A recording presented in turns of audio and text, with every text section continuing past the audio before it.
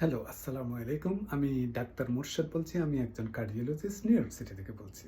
আজকে আপনাদেরকে একটা মজার একটা টপিক বলবো। সেটি হচ্ছে যে কফি বিনসের মধ্যে অনেক ইনসেক্ট থাকে এবং যারা কফি খাচ্ছেন তাদের ক্ষেত্রে একটু সাবধান হবেন কি হবেন না এই ভিডিওর পরেই বুঝতে পারবেন যে অনেক ইনসেক্ট থাকতে পারে এই কফি গুঁড়োর মধ্যে।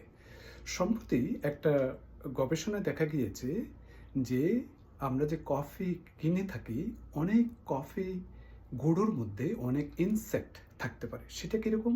সেটি হচ্ছে যে কফি বিনস যখন আপনার স্টোর রুমে রাখা হয়ে থাকে তখন অনেক ধরনের ছোট ছোট টাইনি ইনসেক্ট থাকতে পারে এবং সেগুলি পরবর্তীতে যখন কফিকে আপনার শুকিয়ে যখন গ্রাইন্ডিং করা হয়ে থাকে, এই ছোট ছোট ইনসেক্টগুলো গ্রাইন্ডিং হয়ে যায় এবং সেটি বাজারজাত করা হয়ে থাকে।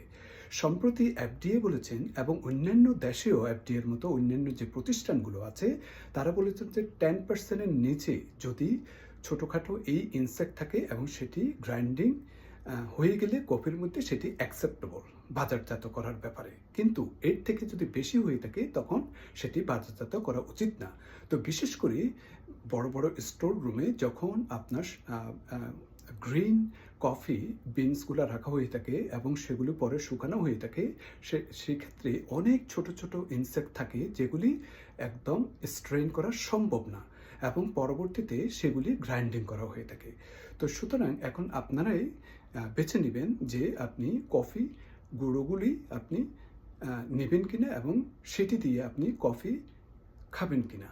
যদি আপনি এই ব্যাপারে কিছুটা অ্যালার্জি থাকতে পারে তাহলে আপনি কফি বিনসগুলো আপনি বাসায় আনতে পারেন এবং নিজে দেখে শুনে আপনি গ্রাইন্ডিং করতে পারেন। তো এখন আপনারাই ভাববেন যে কতটুকু আপনি সেই ধরনের কফি গুঁড়োগুলো আপনি খেতে চাইবেন কি না। আজকে এই পর্যন্ত। Thank you.